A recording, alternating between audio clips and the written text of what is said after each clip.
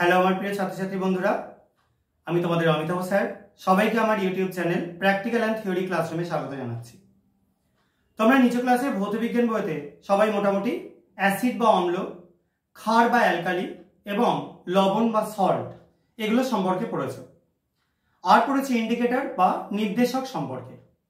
এখানে আমরা তোমাদের কয়েকটা নির্দেশক বা ইন্ডিকেটর নিয়ে আলোচনা করব। এই নির্দেশকগুলো অনেক রকম টাইপের হয়, অনেক নির্দেশক তোমরা পড়েছো আছে। আমি এই ভিডিওতে আপাতত দুটো নির্দেশক নিয়ে আলোচনা করছি।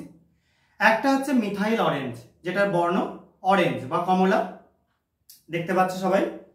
আর একটা হচ্ছে লিটমাস, সব থেকে পরিচিত, যেটা লালচে বেগুনি কালারের দেখতে। তোমরা সবাই কালারটা দেখতে পাচ্ছ আশা করা যায়।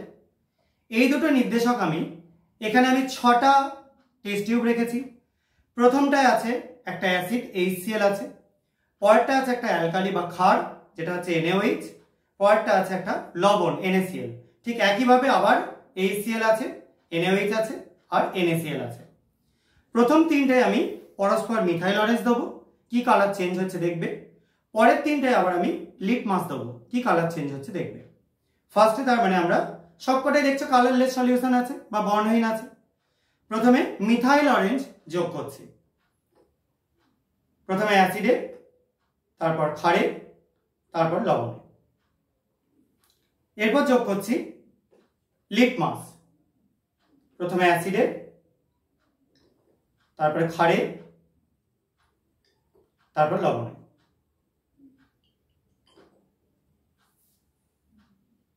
এবার তোমরা প্রথমটা দেখো, অ্যাসিডে যে কালারটা এসছে সেটা দেখতে পাচ্ছ লালচে কালার হয়ে গেছে।